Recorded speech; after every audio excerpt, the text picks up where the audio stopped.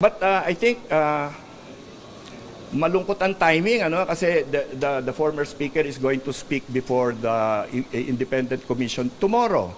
So parang may konting demolition na nangyayari dito, no? Parang gustong I think there is scapegoating that is going on, no? Nagtuturuan, and then people are pointing to other people so that they will be able to escape the responsibility.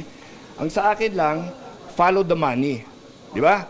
Ano yung nangyari sa insertion? Sino may kagagawan nun? Pagtapos nun, kanino napunta yun? Alright? So there's all of these distractions that are being created, and I'm sensing a lynch mob mentality trying to pin the speaker alone, no, to all of the things that have happened, which is terribly unfair, no? And I think that these kinds of demolition and negative propaganda should be evaluated by the public in the right way, di ba?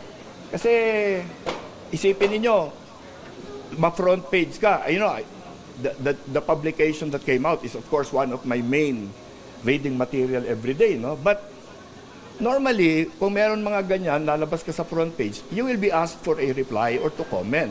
I did not see that there was any request from the accused party to reply, no?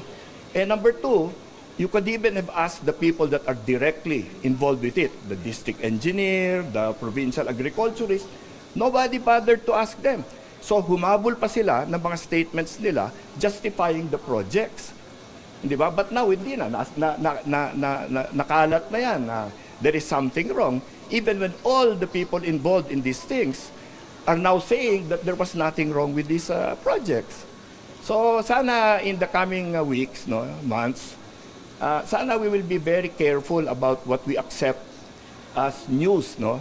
When there is an allegation, let us make sure that this is properly based on real facts, not opinion. Kasi ang nangyayari ngayon, opinion is being presented as fact. And I think that is unfair to so many people. There will be very many high-level people involved, no, in the things that are going to come. So I think everybody should look at the evidence very carefully and be aware that there is, scapegoating going on, na maraming mga efforts na sisihin yung mga tao na walang kamalay-malay, no? So again, tignan natin ano yung mga insertions, saan napunta yan, at sinong may kasalanan yan, no? And instead of diverting it into whatever thing that they can come up with to try to smear somebody. Sir, clarification. When you said trying to pin down the speaker alone, you were referring to the former speaker alone? Yes, well, that is what the headline kasi mentioned there, no? And I don't know if he was asked to comment on it, probably not. And I don't know if any of the actual people involved in those projects were asked, no? And apparently not. And these charges have not come up anywhere. No, so ang lungkot naman na timing pa yan. The day before the former speaker is supposed to face the independent commission, lalabas something like that, no? But again, it's good because we know that it was something that was intended, I guess, no, to put the former speaker in a bad light.